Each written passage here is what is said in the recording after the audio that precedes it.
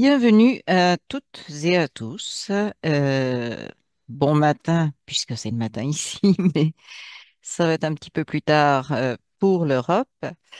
Je vous remercie, j'ai eu des commentaires intéressants et ça m'a inspiré pour cette vidéo.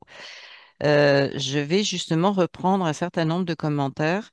Euh, Plutôt que de répondre individuellement, je vais vraiment répondre sur tous les commentaires qui ont apporté du contenu ou de la critique ou vous allez voir, je vais trier. J'espère que ça va être correct. Donc vous me verrez, je vais changer de page de temps en temps pour pouvoir lire les commentaires que j'ai notés.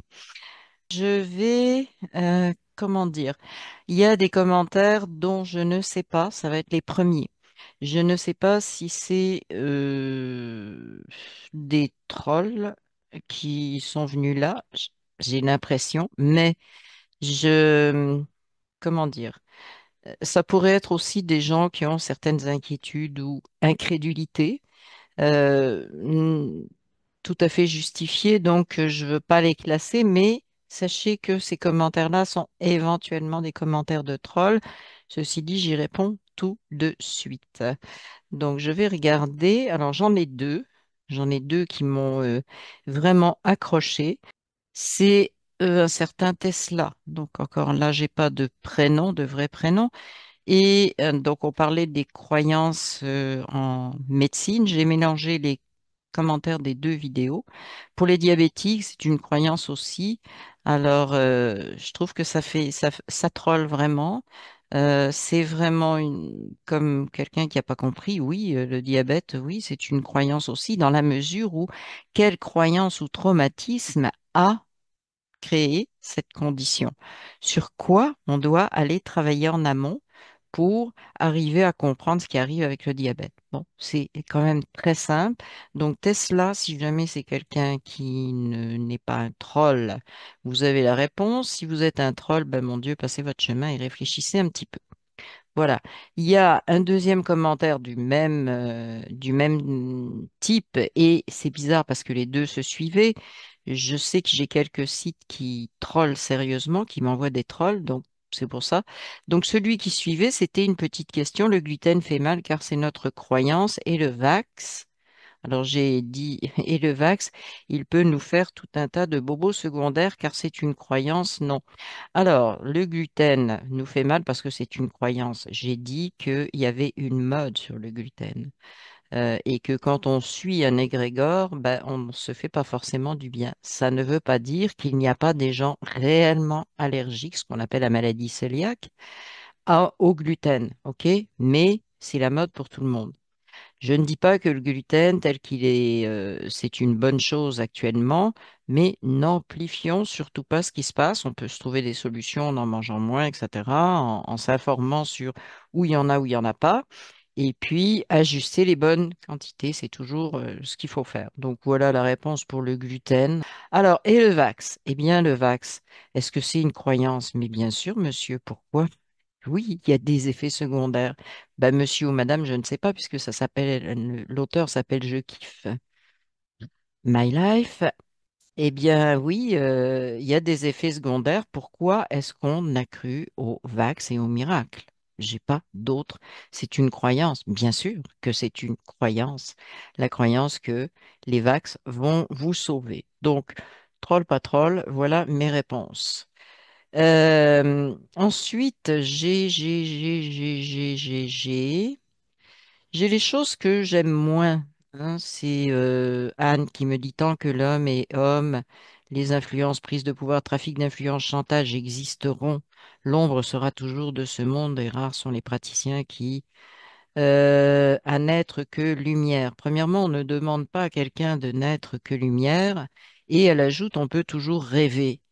Moi, ça me dérange beaucoup comme commentaire. Pour quelqu'un qui dit ça fait 45 ans que je pratique l'alternatif, je ne sais pas si c'est en tant que praticien ou client, mais bon, si on considère que les choses vont toujours rester comme ça, j'ai pas d'autres commentaires à faire. Je pense que beaucoup vont comprendre que on ne change pas si on continue à penser la même chose. Donc ça, c'est un commentaire dommage. C'est dommage pour cette personne parce que moi, je pense on crée par la pensée et je pense qu'au bout de 45 ans de pratique de l'alternatif, on a normalement compris qu'on créait par la pensée et qu'il y a une pensée dominante. Mais bon. Je vais en finir avec ces postes un peu bizarres. Si je regarde bien, c'est tout. Voilà. Bon, le commentaire est très intéressant. C'est Constance qui a fait ce commentaire. Excusez-moi, je cite les prénoms. Comme ça, vous vous y retrouverez peut-être. Comment récupérez-vous après votre ablation du muscle utérin? J'ai subi la même opération. Et la suite de son commentaire est extrêmement intéressante, ou c'est un deuxième commentaire qu'elle a fait, je ne sais plus. Lorsque les analyses détectent une maladie, on n'a pas le temps de l'accueillir. Les médecins donnent directement des solutions extérieures, chimie, ablation, etc., avec des séquelles à vie. Alors ça, je trouve ça extrêmement intéressant d'avoir souligné ce point-là parce que effectivement, c'est un très très gros problème de ne pas comprendre, savoir ou accepter ou ne pas savoir, c'est pire, qu'on a besoin donc d'intégrer un certain nombre de choses. Bon, c'est vrai que si on se coupe une artère, c'est autre chose, mais dans le cas de détection d'une maladie, on n'a pas le temps d'accueillir, c'est un fait, Constance, et on n'a pas le temps d'échanger non plus de façon ouverte, hein, c'est-à-dire sur tous les plans de ce qu'on vit. Et ben ça fait partie des choses justement pour moi dont il faut tenir compte pour ce changement de, j'avais dit, créer de nouveaux hôpitaux, ben, c'était pour avoir une image, mais ce changement d'établissement de soins, en fait, d'établissement de guérison, ou de pas établissement, mais enfin bref, pour changer ce paradigme-là, c'est quelque chose dont on doit tenir compte, avoir le temps, partager, accepter qu'il y ait différents niveaux de perception.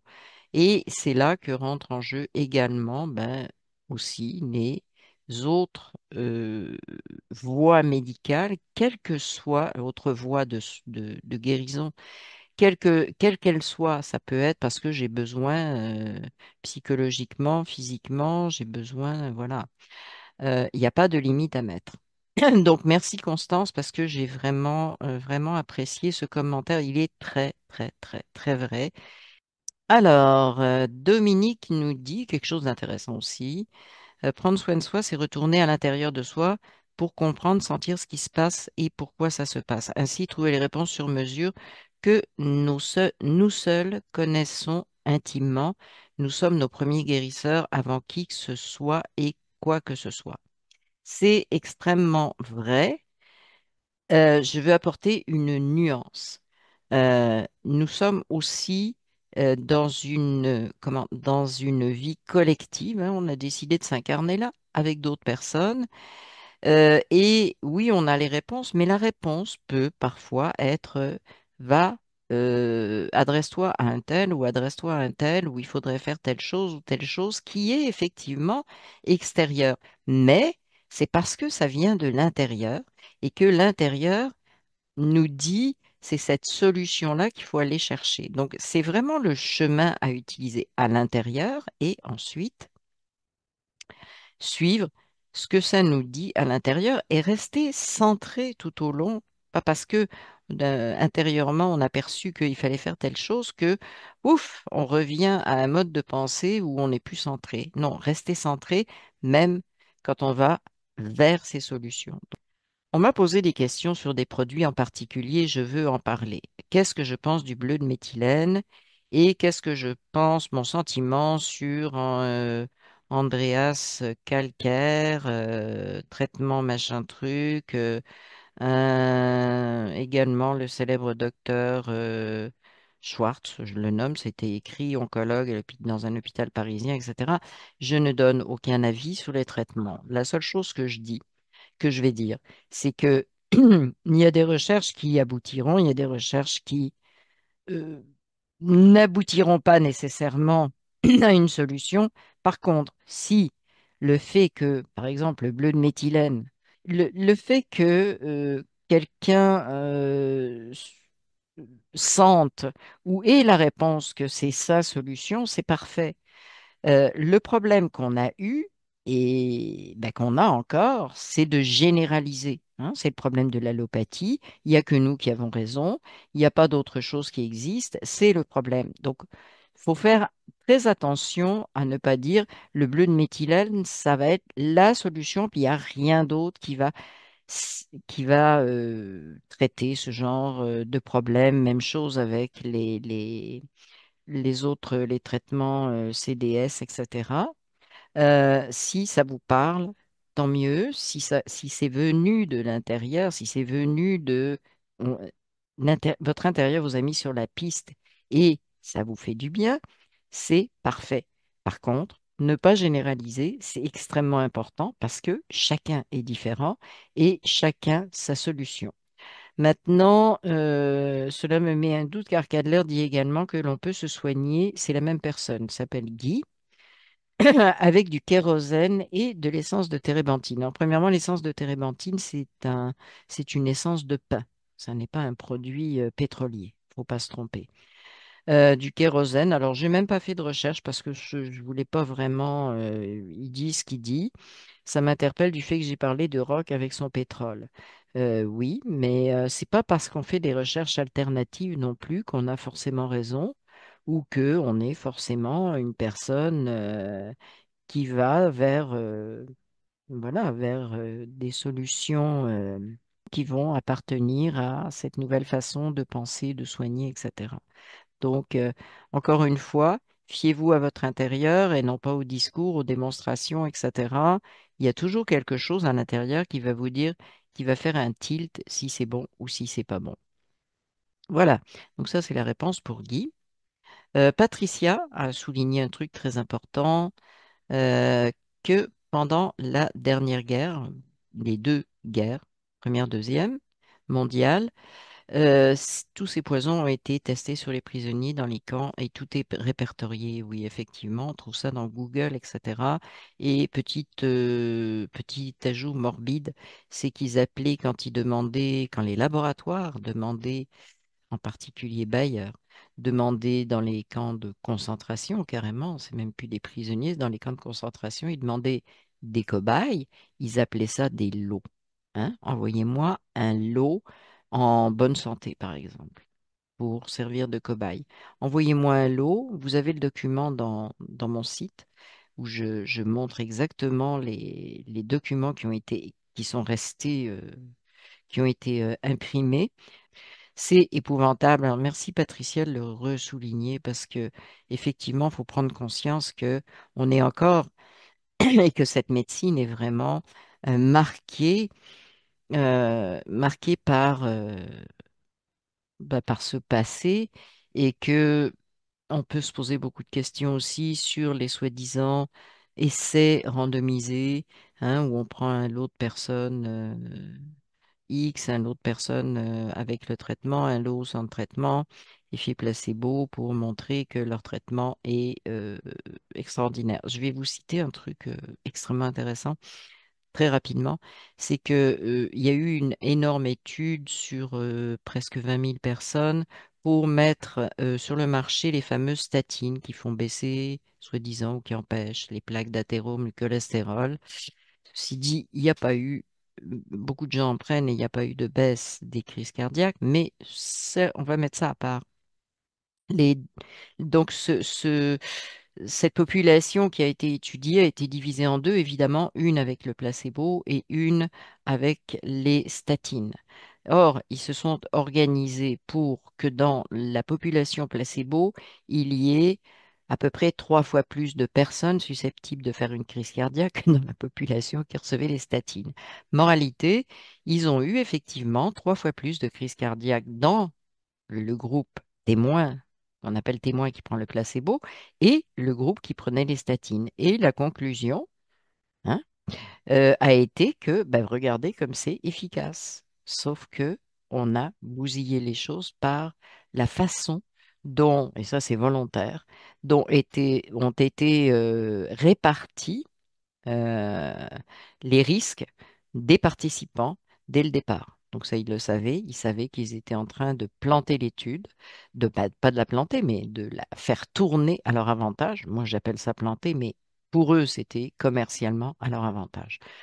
Donc, vous voyez, et moi, ces études-là, où on prend les gens aussi pour des cobayes, parce que finalement, c'est des cobayes, la preuve, maintenant, on les prend plus chez les prisonniers, leur donne des compensations financières à condition qu'ils s'engagent à ne pas poursuivre le laboratoire. Donc, c'est charmant. Charmant, charmant. Bien, je vais passer à quelques autres commentaires. Alors, j'ai un commentaire, oui. Il y a Christine qui me parle de la formation de guérisseur spirituel, donc la formation que je donne. Et elle me dit, rien ne s'oppose au travail de guérison sur soi, parce que je dis effectivement dans la formation que c'est pas conseillé, que c'est beaucoup mieux de se faire aider par quelqu'un qui est guérisseur lui-même. Par contre, dans les bonus, je donne la façon de le faire pour soi-même. Mais c'est un fait que on peut se guérir soi-même à condition de laisser ses peurs investir la place quand on fait de la guérison sur soi ou le mental divaguer comme il sait le faire, toujours nous ramener des peurs.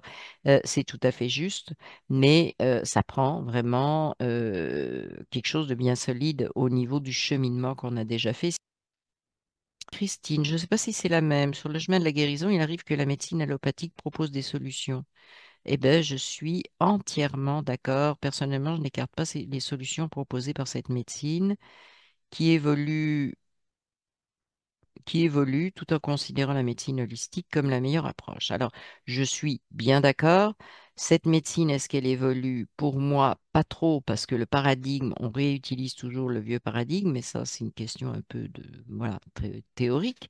Mais je suis d'accord que, et c'est ce que j'ai dit dans la deuxième vidéo, c'est que on utilise tout ce qui est, mais il n'y a pas une euh, médecine, entre guillemets, qui dit moi je sais tout et puis tous les autres, on les interdit. Parce que c'est ça qui me dérange. Ça m'est égal que quelqu'un dise moi je suis meilleur, je m'en fous, mais qui n'interdise pas à l'autre d'exister. Voilà. Mais je suis d'accord avec ça. C'est chacun, encore une fois, revient à l'intérieur de lui et ben, va avoir les intuitions. Et de temps en temps, effectivement, il y a des intuitions qui nous disent ben, sers-toi de ce qui existe là. Alors, j'ai Colette qui me fait un petit, qui nous dit quelque chose, bah, qui vient contrebalancer ce que j'ai dit au début, ce que j'ai lu au début, que tant que l'homme sera l'homme, etc., et qu'il n'y a rien qui. Colette nous dit, je visualise un monde meilleur où la liberté à laquelle nous avons tous droit nous sera enfin acquise. Oui, enfin acquise, oui. Nous y sommes presque. Alors merci Colette, je voulais simplement dire ça. Ah, je suis Colette à 100% parce que effectivement, il faut s'arrêter d'aller conforter les mauvais égrégores. Pacifique Rebelle, je suis présentement en questionnement avec toutes ces croyances au niveau de la santé et particulièrement au niveau de l'alimentation. Et je ne peux qu'être d'accord avec ça parce que oui, on a beaucoup de croyances en santé, que ce soit en médecine holistique ou que ce soit dans d'autres choses.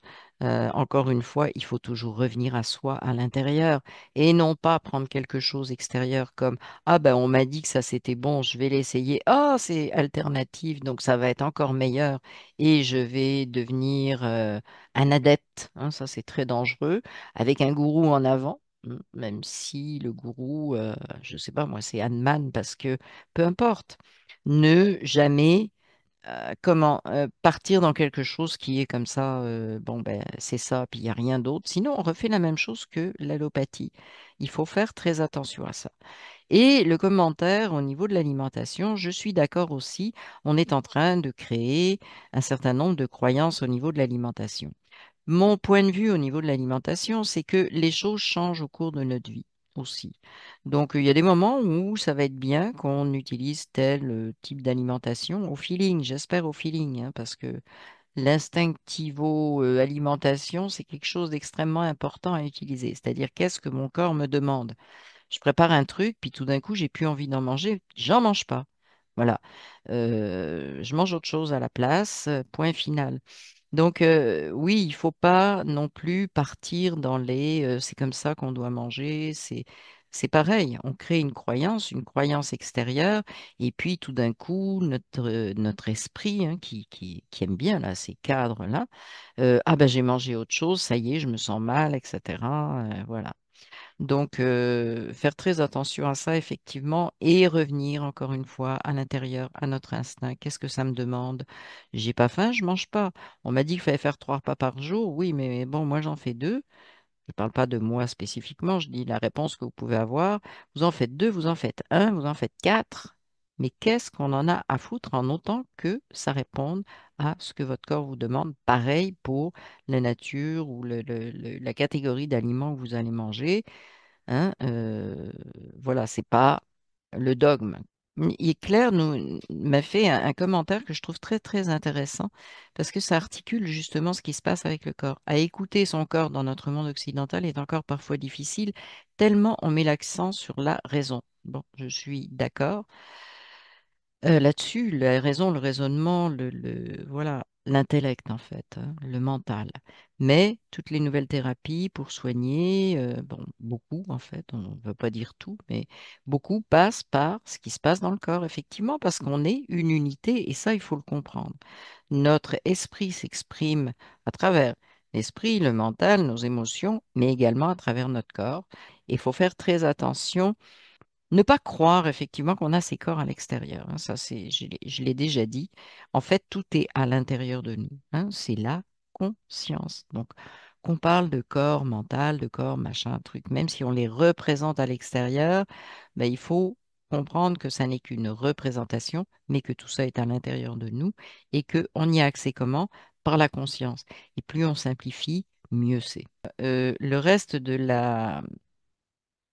ce que dit Claire, là aussi, le trauma nous coupe de notre corps, car dans le corps, il y a la mémoire qui peut nous embêter. Il y a aussi les mémoires qui peuvent nous donner des pistes de soins, de réflexion et d'action. Alors, j'ai trouvé ça très intéressant et je vais me permettre de parler de ce qui m'est arrivé parce que c'est exactement ça. En fait, bon, pour faire un résumé, tout le monde sait que j'ai eu un énorme kyste à l'ovaire l'année dernière qui a été opéré bon, de façon urgente, c'est-à-dire 9 jours après que c'était découvert aux urgences. Il était vraiment énorme, hein, 37 cm, ça avait grossi, c'était épouvantable. Bref, 37 cm sur 25, hein, en rondeur comme ça. Donc, ça prenait toute la place. Et donc, ce qui s'est passé, c'est que à peu près un mois et demi avant que ça soit découvert, j'avais des flashs qui revenaient d'un événement difficile de mon enfance. En fait, je vais vous le dire, c'est quelque chose de très simple. Quand j'avais 3 ans et 4 mois, ma mère est partie, hein. Elle nous a laissés en plan, elle est partie un après-midi, elle n'est plus jamais revenue. Et j'ai vu ma mère partir. Je savais que je l'avais vu partir, mais ça revenait avec les émotions juste avant justement qu'on découvre ce kyste-là et ce qui était en train de grossir à l'intérieur de moi. Bon, ma mère, ovaire, etc. Bon, il y a eu plein de liens à faire, mais effectivement, euh, ça a été un très gros traumatisme pour qui j'étais, la petite fille de 3 ans et 4 mois qui vivait ça. Euh, et je n'avais qu'un souvenir, comment dire, c'était comme une image, c'était comme dans un livre, tu regardes ça, puis j'arrivais pas à toucher les émotions. Par contre, ben, un mois et demi avant, et ça s'est déroulé pendant tout le mois et demi, hein. J'avais des flashs qui revenaient dans la journée, dans la nuit, ça me réveillait le matin, euh, tout le temps, cette image de moi regardant tristement ma mère qui partait, et de ce qui s'est passé autour de ça, qui est venu prendre soin de moi, etc. Donc, ça a été malheureusement, ben pas malheureusement, en fait, ce kyste-là a été un processus de guérison de ça, parce que ça m'a permis de travailler beaucoup là-dessus, ça m'a permis de dégager beaucoup de choses. Bon, le problème, c'est que en même temps, on m'a retiré un organe qu'il fallait pas retirer. Ça, c'est mon problème. Maintenant, c'est mon questionnement aussi. Pourquoi a-t-il été retiré? Euh, je suis sur la piste de l'abandon, hein, voilà.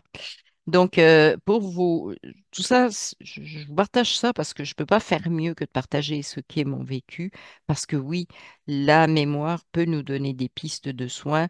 La mémoire peut nous donner, par ce qu'elle provoque chez nous, des pistes pour aller guérir la mémoire. Parce qu'en réalité, j'ai eu une intervention chirurgicale, mais l'effet, ça a été de guérir cette mémoire qui était resté là depuis des lustres, hein, plusieurs dizaines d'années, évidemment. Donc, merci à Claire d'avoir fait ce commentaire parce que je pense que c'est très important de comprendre et de comprendre que parfois, bon, je reviens à la fameuse question, le diabète, c'est une croyance aussi. Oui, il peut y avoir des choses comme ça ancrées dans notre mémoire qui nous amènent ben, à faire le ménage, hein.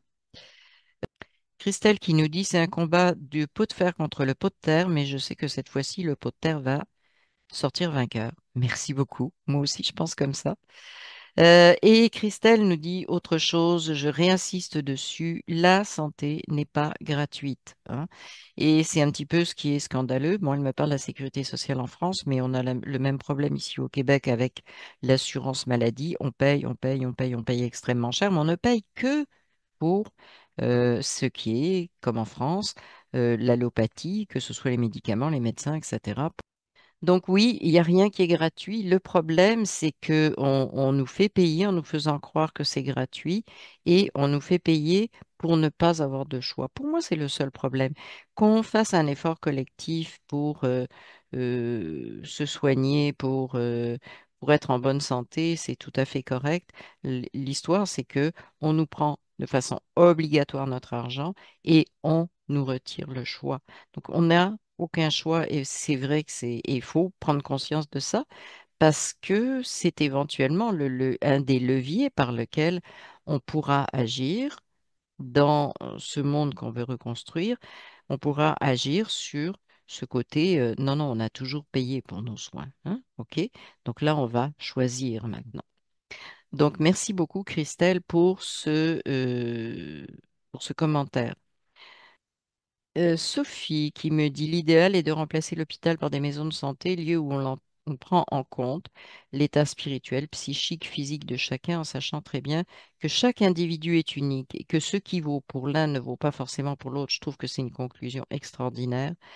Euh, les médecines devraient collaborer, etc. Donc, je trouve que c'est vraiment, oui, ce qui vaut pour l'un ne vaut pas forcément pour l'autre. Et je dirais plus, ce qui vaut pour l'un à un moment X ne vaut pas forcément au moment Y, hein. Tout est réactualisation, évolution, etc.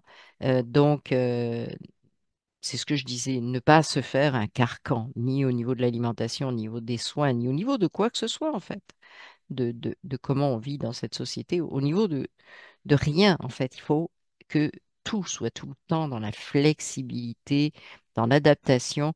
Et comment on y arrive? Eh bien, c'est encore une fois l'écoute de ce qu'on est à l'intérieur. Et je suis d'accord avec Sophie que des maisons de santé où on tient compte aussi de ce qui est spirituel, psychique, physique, hein, on est un tout.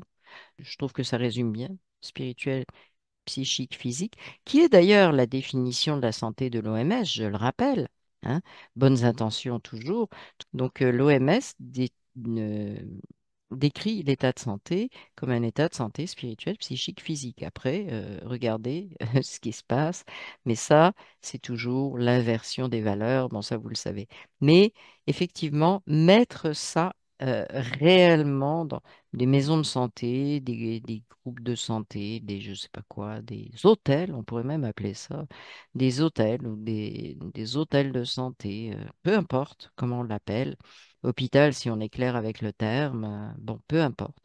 Mais c'est très juste, Sophie. Il faut tenir compte de tout et il faut exiger maintenant qu'on tienne compte de tout. J'ai juste besoin que, comment dire, que si je dis, ma conscience me dit ça, que ça soit aussi important que bah, j'ai mal aux pieds, hein. Voilà.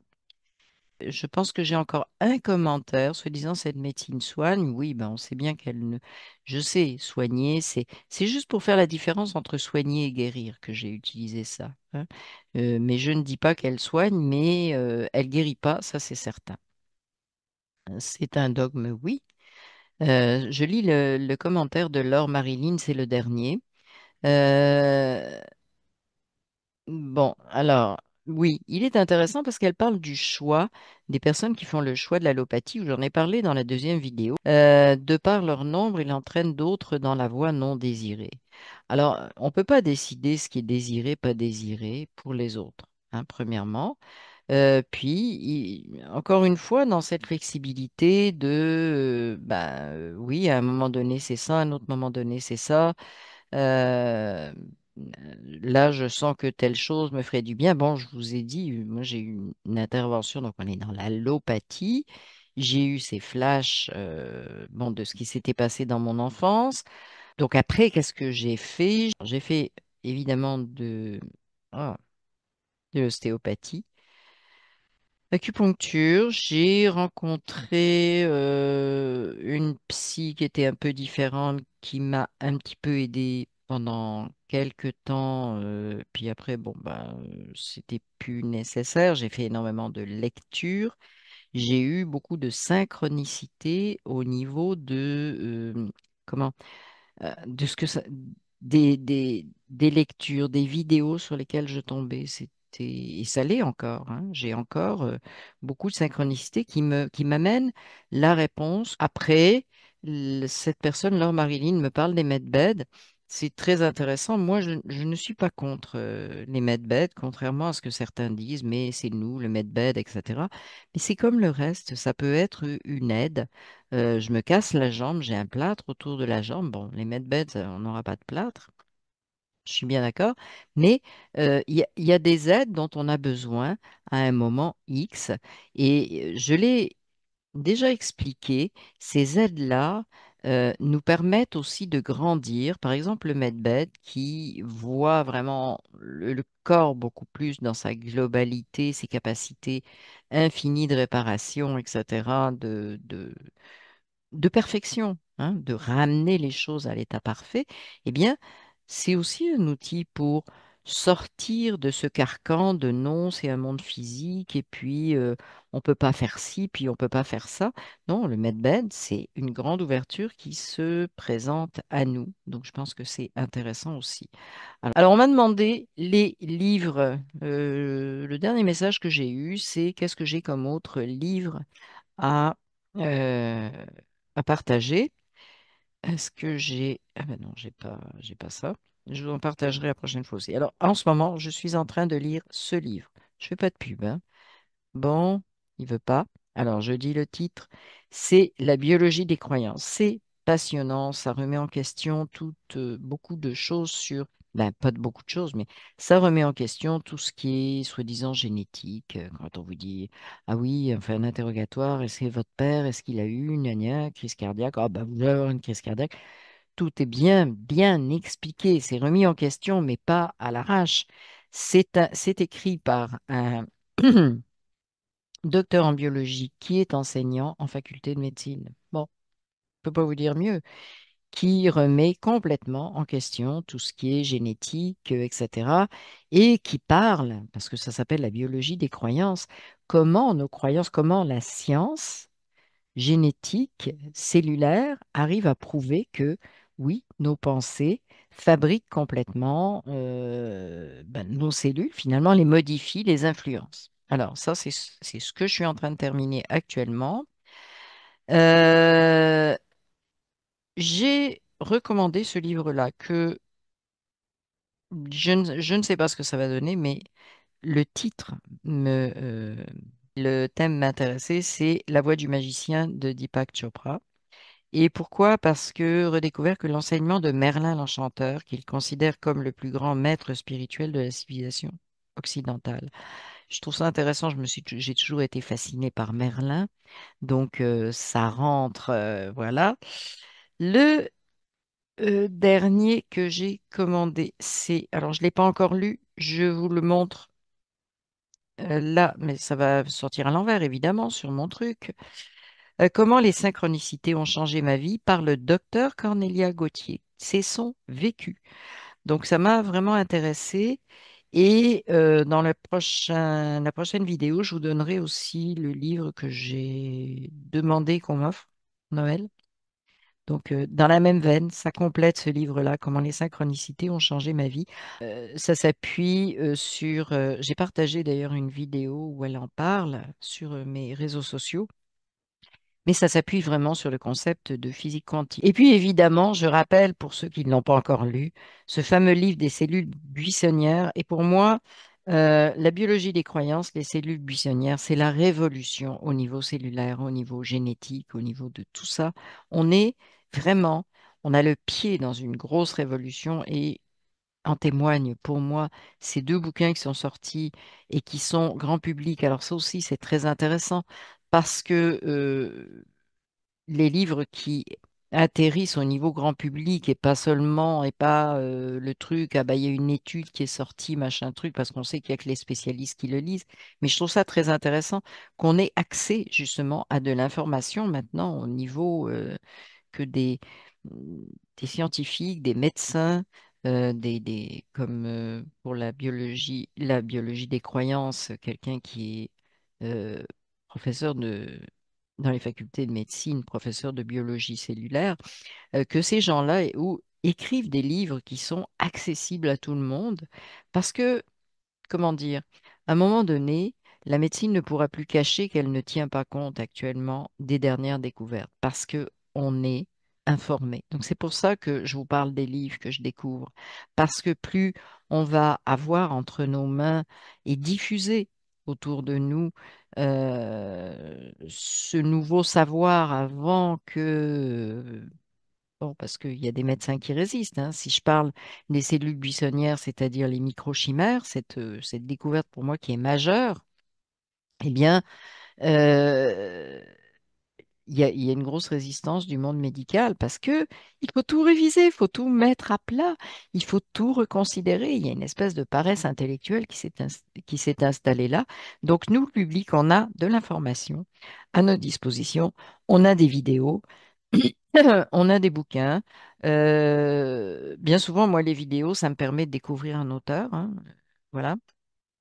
Mais je pense que on va pouvoir, et c'est pour ça qu'il faut diffuser le plus possible, on va pouvoir faire pression avec les connaissances qu'on a, et justement des bouquins maintenant qui sont écrits par des gens qui ne sont pas des rêveurs, New Age, etc., mais des gens vraiment du milieu médical ou recherchistes journalistiques. Et ça, c'est vraiment pour moi quelque chose qui est en train de tracer une nouvelle voie assez rapidement pour le futur. Voilà. Donc, je vous remercie d'avoir participé, écouté à cette vidéo. Je serais très heureuse de lire aussi vos commentaires en dessous. Voilà, donc si vous avez d'autres commentaires sur lesquels vous voulez que je partage, mais ne me demandez pas si telle thérapie, c'est celle-là qu'il faut prendre par rapport à telle autre, etc. Je ne veux pas qu'on rentre là-dedans. Chacun fait les choses selon ce que sa conscience, là où sa conscience l'amène, à cet instant-là. C'est très important de, de rajouter ça. Alors, en dessous de la vidéo, vous allez trouver les liens habituels, les liens pour faire des dons. Alors, je suis désolée, il y a des gens qui n'aiment pas PayPal, mais je vais mettre un deuxième lien parce que j'ai un lien de don. Hein, je ne sais pas, on me dit, mais j'ai pas de compte PayPal, mais il n'y a pas besoin de compte PayPal pour faire quelque chose avec PayPal. Hein. Que je vais mettre un lien supplémentaire de PayPal Me. C'est peut-être plus facile avec les cartes, les différents pays. Quoi. Bon, on verra bien. Il y a le lien de la formation de guérisseur spirituel à distance ou énergéticien à distance. J'y tiens parce qu'il n'y a pas de limite. Vous avez le lien qui est disponible. Et puis après, ben, il y a tous mes réseaux sociaux. Voilà. Je vous dis à la prochaine capsule qui sera probablement moins longue que celle-là, mais là, je voulais vraiment faire le tour de euh, tout ce qu'on a finalement partagé hein, et avoir Vous me partagez des choses dans les commentaires et donc je voulais vraiment qu'il y ait cet échange. Je vous remercie et je vous dis à la prochaine capsule.